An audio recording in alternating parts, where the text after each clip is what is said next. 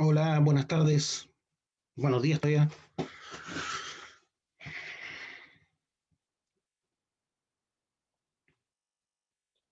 Hola, profe. Hola, vamos a seguir con la materia. Lo último que vimos fue esta imagen.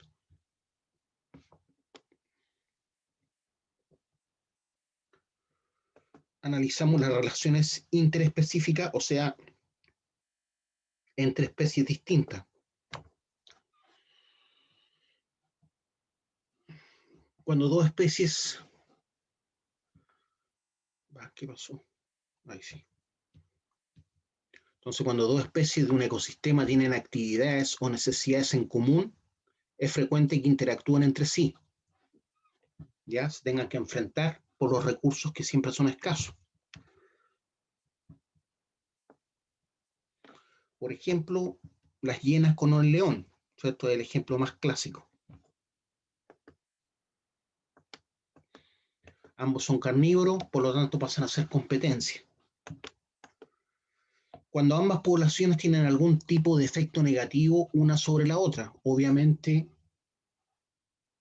si ambos son carnívoros y uno gasta energía, ¿cierto?, en cazar, las hienas tienen que correr a veces varios kilómetros, los chacales tienen que correr varios kilómetros para perseguir una presa y a veces se les escapa. Entonces es complejo el tema. Lo mismo los leones o los chitas, que también tienen eh, el mismo hábitat. Cuando ambas poblaciones, ya sea de chitas, hienas o leones, tienen algún tipo de efecto negativo una sobre la otra, es especialmente acusada entre especies con estilos de vida y necesidades de recursos similares. Entonces, ejemplo lo podemos tener con los leones, ¿cierto? Y las hienas, o los leones y las chitas. Entonces, cada especie ve como un enemigo al otro, porque ambos buscan lo mismo. También eso lo vemos en los escarabajos de la harina y escarabajos del arroz, o el escarabajo de los porotos, ¿ya? Esos son los llamados gorgojos. Los tres se pueden alimentar de harina, de arroz o poroto, por lo tanto, pasan a ser competencia. ¿Qué es lo que es el comensalismo? Ayer lo vimos, ¿cierto? Se produce cuando una especie se beneficia y la otra no se ve afectada. Ejemplo, ¿cierto? Las lapas que se pegan a las ballenas. En las ballenas jorobadas se notan más porque son negras, estas lapas, como se van pegando, ¿cierto? En la cabeza o en la zona de la guata, ¿cierto? De las ballenas. Eso sería comensalismo, porque quien se ve beneficiada son las lapas, pero no es problema, ¿cierto? Les decía, no es problema para eh, las ballenas. Las que se ven beneficiadas son solamente las lapas. Pero hay otra relación interespecífica, por ejemplo, que ambos son beneficiados. Eso lo vemos, por ejemplo, con ciertos pájaros que se paran arriba de los elefantes o de los rinocerontes y se alimentan de parásitos que se pegan a su piel, garrapatas que se pegan a su piel. Entonces estos pájaros se alimentan de esas garrapatas y a su vez el elefante y el rinoceronte se ve beneficiado, ¿cierto? Porque esas garrapatas ya no le están chupando la sangre, con la posibilidad además de contagiarlos con alguna enfermedad transmitida por la sangre. Algo parecido ocurre, por ejemplo, con unos peces pequeños que se alimentan de los restos de comida que quedan en el hocico, ¿cierto?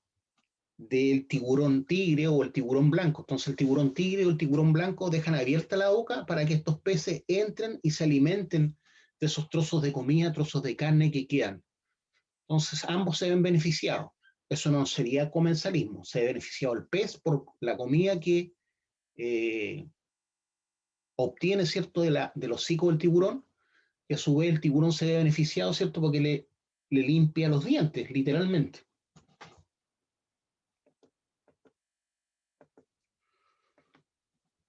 Entonces sabemos que los organismos, ¿cierto?, necesitan de un medio ambiente para vivir. Ese medio ambiente pasa a ser su hábitat y cuando hablamos de distintas especies que viven en un hábitat, hablamos de comunidad. Entonces, una definición, ¿cierto?, de comunidad es un ensamblaje de organismos producidos de manera natural que comparten un mismo ambiente y hábitat y que interactúan directa o indirectamente los unos con los otros. Esa sería una definición de comunidad. Es un ensamblaje de organismos producidos de manera natural que comparten un mismo ambiente y hábitat y que interactúan directa o indirectamente los unos con los otros. Siempre que una especie se vea afectada, impactada dentro de una comunidad, ya sea para bien o para mal, o sea, se empieza a multiplicar mucho o empieza a desaparecer, va a impactar sobre todo esa comunidad, porque no hay ninguna especie que no interactúe con la otra, ¿ya? Por ejemplo, si en Limache empiezan a reproducirse mucho los conejos, van a empezar a desaparecer ciertas plantas, y esas plantas seguramente son de alimento a animales o, o permiten que el suelo tenga tal o cual nutriente que va a afectar a otras plantas, etcétera, ¿ya? Lo que pasa, por ejemplo, en el sur de Chile con el castor. Estamos hablando de especies introducidas que afectan la comunidad, tanto de la flora como la fauna. El castor en Chile no es nativo, que lo que hace corta árboles de 100, 200 años para formar diques, no solamente destruye los árboles, sino además esos diques que ellos generan, ¿cierto?, inundan tierras que hace que mueran más especies de la flora, también de la fauna, y obviamente va afectando, impactando negativamente sobre ese hábitat. Entonces, dentro de una comunidad tenemos especies que son autótrofas y otras que son heterótrofas. Ya sabemos que las especies autótrofas son las que generan su propio alimento. O sea, básicamente estamos hablando del reino plantae, de las plantas, de los árboles que tienen clorofila. ¿Cómo los distingo, cierto? Porque son verdes. La clorofila le da el color verde a las plantas, a los árboles. De esa forma, las plantas generan su propio alimento a través de la luz, ya sea luz solar o luz artificial. En cambio, las especies heterótrofas no generan su propio alimento, necesitan de otros seres vivos para alimentarse, ya sean vegetales o animales. Entonces, los animales vegetarianos o las personas que son veganas, por ejemplo, no crean que no dañan a la comunidad natural, ¿cierto? Bueno, obviamente si yo planto mi huerta, ¿cierto? Para yo alimentarme, no provoco mayor daño, ¿cierto? Pero aún así tengo que matar para comer, pues. Tengo que sacar las lechugas, sacar los tomates, cortarlos, estoy matando igual, ¿ya? Así que no crean que por ser vegetarianos no dañan seres vivos. Les explicaba la otra vez, ¿cierto?, que está comprobado que los árboles, no sé si les dije o no a ustedes o al otro curso, que los árboles cuando son cortados o cuando se ven enfrentados a incendios, generan un ruido que no es audible para nosotros, y ese ruido, si lo llevas a un límite audible, son como verdaderos llantos. O sea, cuando el árbol es cortado o cuando se está quemando, es como que lloraran. Uno lo escucha y se ponen los pelos de punta. No es en una frecuencia audible a nosotros, pero se puede grabar con ¿cómo se llama?, equipos de alta definición para captar sonidos como por ejemplo los sonidos el ultrasonido, ¿cierto? Ustedes saben que hay unos pitos con que uno llama a los perros, pero no los escuchamos nosotros, lo escuchan ellos nomás. A eso me refiero. Sonidos que no son audibles a nuestra capacidad auditiva. La comunidad tiene una estructura biológica y una estructura física. Hablamos de estructura biológica respecto a los siguientes elementos, ¿cierto? La dominancia, por ejemplo. Hay ciertas especies que son dominantes tanto en la fauna como en la flora, ya sea por cantidad, por tamaño. Entonces, por ejemplo, esa dominancia dentro de lo que es la estructura biológica puede ser por el número de ejemplares, ¿ya? Por mayor biomasa. La biomasa es la materia orgánica que tiene la flora y la fauna. Por ejemplo, puede ser dominancia por número de ejemplares o por mayor biomasa. ¿Quién tiene la dominancia en el planeta Tierra como mayor número de ejemplares y mayor biomasa? ¿Se le ocurre o no? ¿Quiénes tienen la mayor biomasa y mayor número de ejemplares?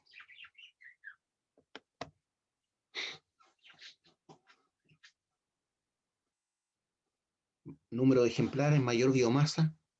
Aprovecho de preguntarle al compañero Camilo, que él siempre sabe, Camilo Pará, ¿quién tiene la mayor dominancia en número de ejemplares y mayor biomasa?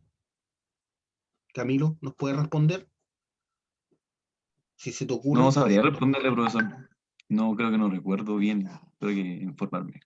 ¿Tú estudiaste biología o veterinaria, algo así? ¿Que sabes harto de la naturaleza? No, no es porque me gusta. No es porque haya estudiado algo relacionado. Ah, ya. Que, o sea, ves harto de Nat Geo y Animal Planet. Sí, leo cosas informativas y cosas así. Me gusta. Y a mí también. Lo malo que lo descubrí ya viejo. Bueno, la cosa es que la mayor dominancia dentro de lo que es la estructura biológica en número de ejemplares y mayor biomasa son los insectos. Lejos en el planeta, los insectos ocupan el mayor número de ejemplares de seres vivos, de la fauna, ¿cierto? Y mayor biomasa, y por lejos, ¿ya?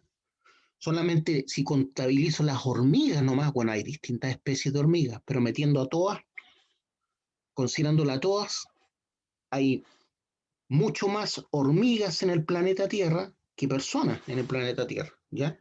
Por lo tanto, generan mayor biomasa también. Si bien son pequeñitas, pero estamos hablando de millones de millones. Entonces, las hormigas, no sé si ubican una hormiga que le llaman la... A ver, a ver si me acuerdo. ¿Te acuerdas, Camilo? Una hormiga que se come todo. Hay hormigas que viven en la zona selvática y van comiéndose todo, ¿ya? Y a uno lo molestaban cuando era bueno para comer y le daban ese nombre, que en este momento no me recuerdo, pero es una hormiga que va, La hormiga roja, creo. No, no sé. es otra, Creo. tiene un nombre, no me acuerdo en este momento, pero después lo conversamos. Lo importante es que esa hormiga va arrasando con todo, van en línea, en fila, y no hay nada que los detenga. Se pueden comer un león, un elefante, lo que sea, porque son millones, pues miles que empiezan a atacar y a picar al insecto o al animal que encuentran y al final se lo hacen chupete, literalmente. Marabunta, marabunta, eso es, la hormiga marabunta. Entonces cuando un gallo era bueno para comer, en mi época le decían marabunta. Ya, entonces tenemos dominancia en número de ejemplares, dominancia en mayor biomasa. Estas especies pueden adelantar y acaparar el mayor espacio, ¿cierto? Adelantan y acaparan el mayor espacio. Mayor contribución al flujo de energía o ciclo de nutrientes. Acuérdense que todas las especies van eh, recibiendo nutrientes y van entregando nutrientes, ¿cierto? Lo mismo ocurre con la energía. Las plantas reciben la energía del sol, el animal vegetariano se alimenta de las plantas, obtiene aproximadamente un 80% de esa energía para su ciclo de vida.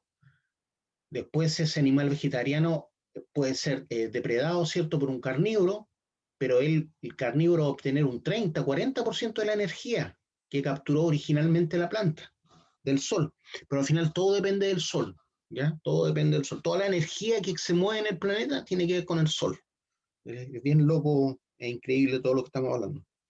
Mayor contribución al flujo de energía o ciclo de nutrientes. Pueden tener dominancia por eso. Mayor contribución al flujo de energía o ciclo de nutrientes. Por ejemplo, los pastizales, ¿ah?, que abarcan gran parte de los cerros en primavera, controlan o influyen sobre el resto, controlan o influyen sobre el resto. Los pastizales, ¿cierto? Si no llueve en invierno, no hay grandes pastizales, ¿cierto? Para que las vacas, los caballos, las cabritas, los mismos conejos, ¿cierto? Se alimenten y a su vez ellos alimenten a los carnívoros. Entonces, clave la flora, es clave la botánica en todo lo que es una comunidad ecológica. También tenemos estructura física, o sea, puede haber una dominancia por estructura física, puede haber una dominancia por diversidad. Perdón, quiero decir que diversidad también es muy importante en una comunidad. Hay comunidades que son más diversas desde el punto de vista de las especies que otras. Por ejemplo, la comunidad del desierto de Atacama es mucho más pequeña en cuanto a especies que la comunidad, por ejemplo, de la Amazonía, ¿cierto? O de la comunidad que existe en la isla de Madagascar. Entonces, en la isla de Madagascar o en la Amazonía tenemos mayor diversidad de especies en una comunidad que la que encontramos, por ejemplo, en la diversidad biológica en la comunidad, por ejemplo, del hábitat de Copiapó. ¿Ya? En Copiapó también hay una comunidad, ¿cierto? No me refiero a la ciudad, sino a los alrededores de Copiapó. Hay plantas, ¿cierto? Hay fauna, pero es mucho menos diversa que la comunidad en la Amazonía. Entonces, entre más diversa sea una comunidad, se hace más fuerte. Entonces, la comunidad es diversa cuando es rica en especies, ¿cierto? Es rica en especies, tanto de la flora como de la fauna. También existe una abundancia relativa y equitatividad. Abundancia relativa de una especie respecto de otra, o a veces hay equitatividad. Dentro de lo que es estructura física, hablamos de estructura vertical, pero aquí nos estamos refiriendo básicamente al reino Plantae, ¿ya? Como hay especies que crecen más rápido, por lo tanto siempre están recibiendo los rayos solares, y esa sombra, ¿cierto?, que ellas dan afecta a las especies más pequeñas, porque no reciben los rayos de sol directamente. Entonces también podemos decir que puede haber una dominancia por estructura física, ¿ya? Dominancia por estructura física. Hay árboles que son más anchos, ¿cierto?, que tienden a crecer hacia los lados, como los acacios, ¿ya? Los acacios de África o los acacios acá en Chile, la acacia caven, la que nosotros llamamos espino. Si viene una especie que abunda en las regiones secas, si ustedes se dan cuenta, siempre se tiende a abrir, es como allanada, aplanada, para recibir más rayos solares, y además genera sombra para otras especies de la comunidad. Entonces, la estructura vertical se refiere a la forma de las plantas o de los árboles, que al ir creciendo más, van acaparando más luz solar, y eso las ayuda a seguir creciendo, ¿cierto? Pero por otro lado perjudica a las plantas que crecen menos y que reciben la sombra de la planta más grande. Y también existe el crecimiento horizontal de las plantas, ¿cierto? Como les decía, el ejemplo, ¿cierto?, del espino, que crece de forma como horizontal, su rama, más que otros árboles. Lo mismo que la acacia africana, ¿cierto?, que vemos en la estepa o en la sabana africana, que es muy parecido estructuralmente a nuestra acacia caven, pero mucho más grande. La acacia africana alcanza sin problema 20, 30 metros, en cambio nuestra acacia generalmente nos supera los 3 metros, 3, 4 metros como máximo, pero físicamente se ve muy parecida a lo lejos. La estructura horizontal, por ejemplo, de los árboles o de los pastizales, forman lo que llaman parches.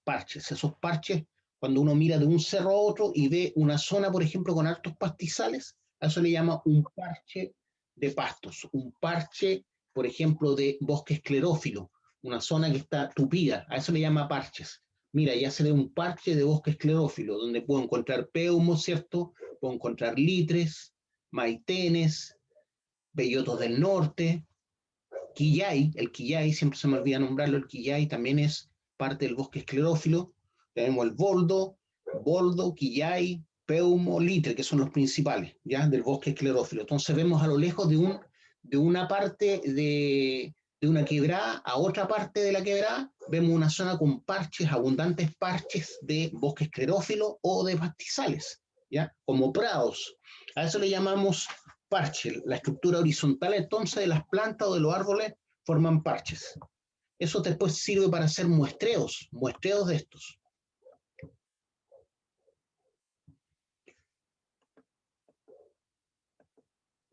Las condiciones ambientales van cambiando en el espacio y en el tiempo, ¿ya? La estructura de las comunidades es dinámica en el tiempo. La estructura es dinámica en el tiempo. Por lo tanto, lo que, por ejemplo, en Copiapó, cuando llegaron los españoles, en la zona de Copiapó, Almagro o Pizarro, no recuerdo quién llegó primero allá, estamos hablando del año 1500, ¿ya? No me acuerdo, 1520, por ahí. Copiapó viene del nombre Copayapu, Valle de Copayapu. Valle de Copayapu significa el valle de los muchos árboles. El valle de los muchos árboles. Ahora es puro desiertos. ¿Por qué? Porque cuando llegaban las comunidades humanas, ¿cierto? ¿Qué es lo que utilizaban para construir? La madera. ¿Qué es lo que utilizaban para calentarse? La madera. ¿Qué es lo que utilizaban para cocinar? La madera. Entonces acabaron con todos los bosques naturales que estaban en el Valle de Copiapó, que ahora es desierto, ¿ya?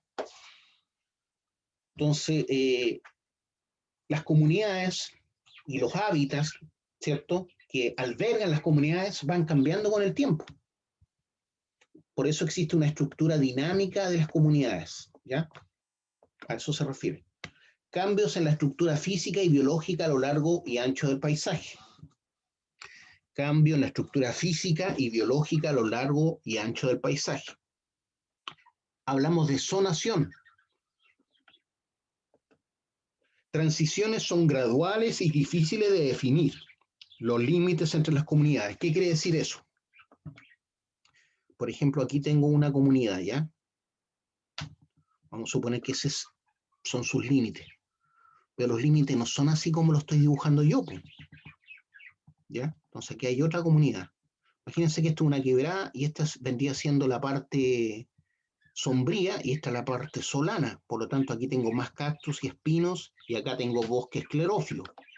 Por lo tanto, acá tengo mayor abundancia de fauna que acá. Pero eso no significa, por aquí vamos a suponer que pasa el Marga Marga. Por aquí pasa el Marga Marga, ¿cierto? Y esta sería la ladera entonces sombría. Y esta sería la ladera solana, donde, que recibe más sol, la que está mirando hacia el norte. Entonces vemos dos comunidades casi en una misma área geográfica.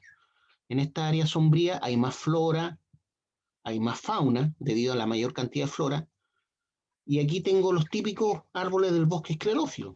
Por lo tanto, aquí puedo encontrar, por ejemplo, esta especie X, esta otra especie Y, puedo encontrar esta otra especie Z, y también puedo encontrar la especie O, ¿ya?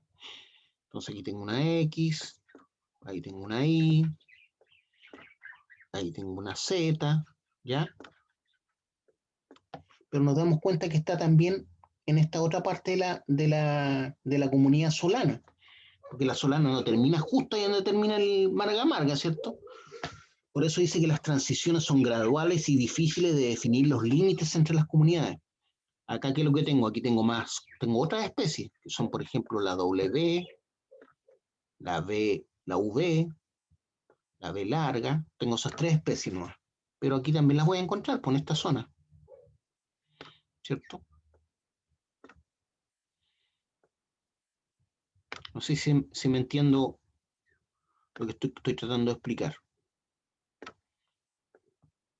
Por eso dice las transiciones, que llamamos zonación, son graduales y difíciles de definir los límites entre las comunidades. Entonces, en esta zona se encuentran especies de esta comunidad y de esta otra comunidad.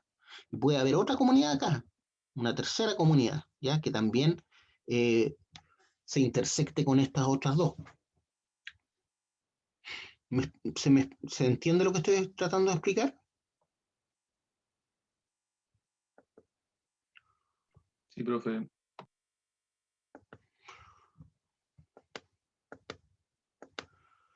Entonces, ese borde no es un borde así como los límites entre países, sino que más bien una zona de borde, lugar donde se encuentran dos o más comunidades. También se le llama ecotono a ese borde, donde las áreas se solapan, como les mostré, área de solapamiento de dos o más comunidades. Entonces, en esa intersección de esas dos comunidades puedo encontrar especies de una comunidad y de la otra, ¿ya? ¿Por qué? Porque las transiciones son graduales y difíciles de definir los límites entre comunidades. Entonces, por un lado tenemos el borde, que es el lugar donde se encuentran dos o más comunidades, que ya vimos que no es una línea, ¿cierto? Sino que más bien es un ecotono, área de solapamiento de dos comunidades. Es el área de solapamiento de dos o más comunidades.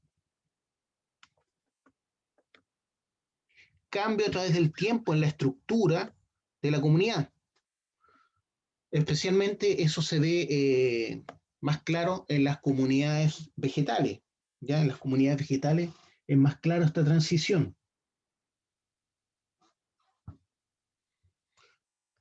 Es como una sucesión, ¿ya? Es como una sucesión de especies. Eso ocurre después de las perturbaciones ecológicas, como puede ser una erupción volcánica, como puede ser un incendio. Entonces vemos lo siguiente. Después de una perturbación, que puede ser una erupción volcánica, o un incendio, la comunidad parte de cero, ¿cierto? Entonces estamos hablando del cambio a través del tiempo en la estructura de la comunidad. A eso le llamamos sucesión. Entonces hay especies que salen al principio y después unas especies que salen al final. Primero, en una sucesión, por ejemplo, después de una erupción volcánica que arrasa con los bosques nativos, por ejemplo, en el sur, deja pura lava, ¿cierto? Al principio lo que sale arriba de la lava seca son líquenes, ¿ya? Después de esos líquenes van dejando materia orgánica para que salgan pastos. Esos pastos van dejando materia orgánica al morir, ¿cierto? Que les da mayor sustrato. ¿A qué cosa? A los primeros arbustos. Esos arbustos a su vez van creciendo y van dejando más suelo para que empiecen a habitar los primeros árboles. Entonces, a eso se refiere con especies tempranas de la sucesión y especies tardías de la sucesión. Aquí estamos viendo, por ejemplo, lo que es una sucesión y cómo va cambiando a través de los años. 1 a 2 años, 3 a 20 años, 25 a 100 años. Este árbol después crece, ¿cierto? Entonces, también la fauna que está habitando en esta zona es muy distinta a la que está acá. Aquí al principio habían solamente lagartijas seguramente, después empezaron a aparecer conejos, ¿ya? Y así va cambiando también las mismas especies tardías o maduras. Aquí ya podemos decir que se alcanzó la comunidad clímax. Esta sería la comunidad clímax, ¿ya? Esto fue lo que fue arrasado anteriormente, ya sea por un incendio o una erupción volcánica. Al ir avanzando la sucesión, la comunidad se vuelve más estratificada, permitiendo que ocupen el área más especies de la fauna, permitiendo que ocupen el área más especies de animales. Con el tiempo, los animales característicos de las primeras fases van desapareciendo y dan lugar a animales que viven en las zonas más tardías. ¿Se entiende?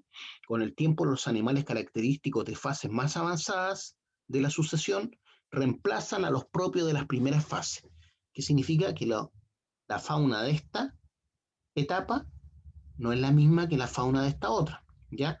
Entonces la sucesión, si bien es más clara en el reino Plantae, afecta obviamente e influye sobre el reino Animalia. ¿Me van siguiendo? ¿Dudas, preguntas que me quieran hacer?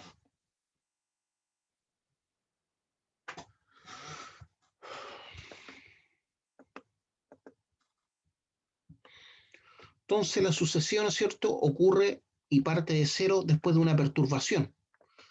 Podemos decir que existen especies que son parte de la sucesión primaria y otras especies que son parte de la sucesión secundaria, tanto de la flora como de la fauna. Esto ocurre después de una perturbación como podría ser una erupción volcánica. Muchas de estas perturbaciones son naturales, como puede ser una erupción volcánica o la caída de un rayo y provocar un incendio. Pero en el caso, por ejemplo, de los incendios de los cerros que están cerca de Valparaíso o Viña del Mar, esas perturbaciones no son naturales, ¿cierto? El 99% de los incendios, que ocurren en el sur o en Valparaíso o en Viña son producto de la irresponsabilidad del ser humano, ya sean por irresponsabilidad, porque me pongo a soldar, por ejemplo, cerca de pastizales y no me preocupo de que las chispas puedan provocar un incendio, o simplemente soy un gallo loco que quiere provocar, hacer daño, ¿ah? Hacerme famoso haciendo un incendio. Pero el 99% de los incendios están provocados por el ser humano. Son muy pocos los incendios que son de origen natural, muy pocos. Entonces, ¿qué es lo que pasa? La sucesión se ve perturbada todos los años, por ejemplo, los cerros de Valparaíso y Viña del Mar, y ya empieza a afectar en las especies nativas. Por ejemplo, vemos que los árboles propios del bosque esclerófilo empiezan a crecer como arbustos, en los cerros de Valparaíso y de Viña. ¿Por qué? Porque todos los años hay incendios. Entonces, como que se tienden a ¿cómo se dice? Su crecimiento se ve como perturbado, ¿ya? Entonces ya no crecen como árboles, sino van creciendo como arbustos, como que van sufriendo mutaciones y pasan de ser árboles a arbustos. Con el tiempo el ecosistema llega a un estado llamado clímax, ¿ya? Estado óptimo dadas las condiciones del medio, en el que todo cambio posterior se produce muy lentamente y el emplazamiento queda dominado por especies de larga vida y muy competitivas, como vimos en el dibujo anterior, ¿cierto? Donde teníamos especies grandes de árboles. A eso se refiere. Es el estado clímax.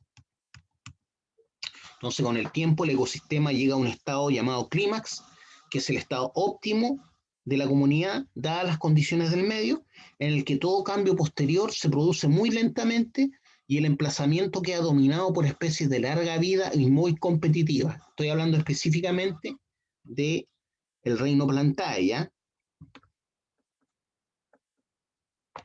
Vegetación tolerante a las condiciones ambientales autoimpuestas.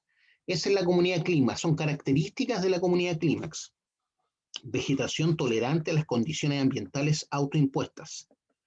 En el caso, por ejemplo, de los cerros de Valparaíso y de Viña, ya no se alcanza la comunidad clímax, ¿cierto? ¿Por qué? Porque todos los años hay incendios, o cada 2 años, por lo tanto, la sucesión no se logra completar. Y la vegetación empieza a salir como atrofiada. Les decía que los árboles ya empiezan a crecer como arbustos. Entonces, en una comunidad clímax hay características. Una de ellas es la vegetación tolerante a las condiciones ambientales autoimpuestas. Otra, existe un equilibrio entre la producción primaria bruta y respiración total, entre la energía capturada y energía liberada, entre captación de nutrientes y liberación de los mismos. Esto ocurre en una comunidad clímax. Un equilibrio entre la producción primaria bruta, ¿cierto? Estamos hablando de la biomasa que genera las plantas, los árboles, pero también estamos hablando de la respiración, ¿cierto? Las plantas respiran y ocupan energía para ello.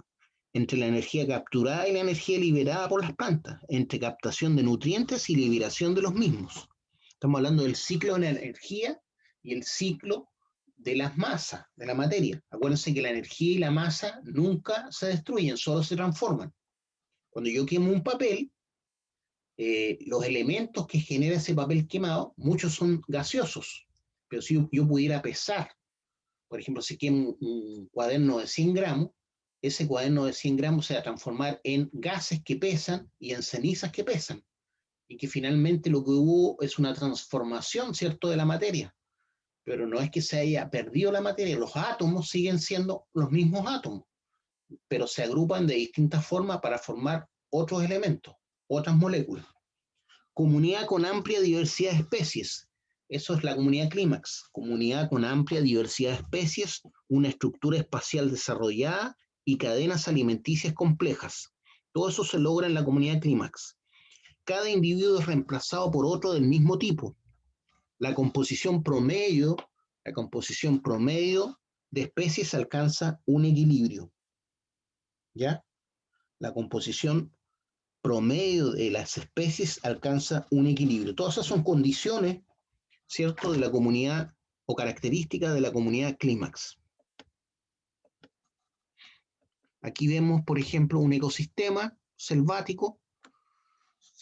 Los ecosistemas se mantienen en funcionamiento no solo por el flujo de energía, sino también por la circulación de los materiales, ¿ya? Entonces aquí hay flujo de energía, la energía del sol es capturada por las plantas, el 80% de esa energía se mantiene en las plantas, a su vez los animales vegetarianos obtienen ese 80% de energía,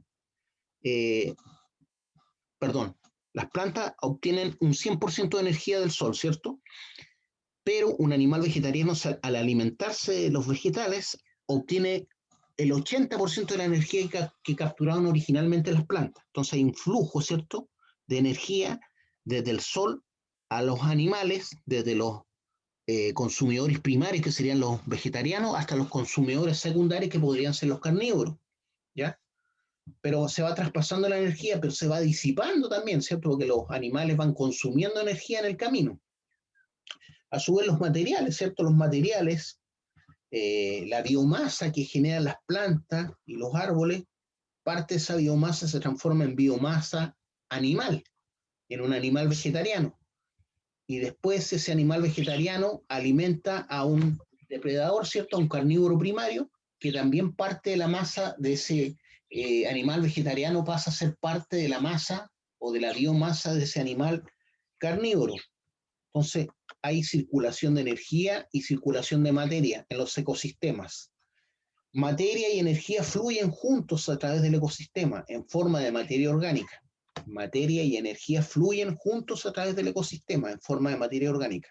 Cuando hablamos de materia, recuérdense la fórmula de Einstein, E es igual a mc cuadrado, donde la energía es igual a la masa por la velocidad de la luz al cuadrado. Entonces la energía y la masa están relacionadas.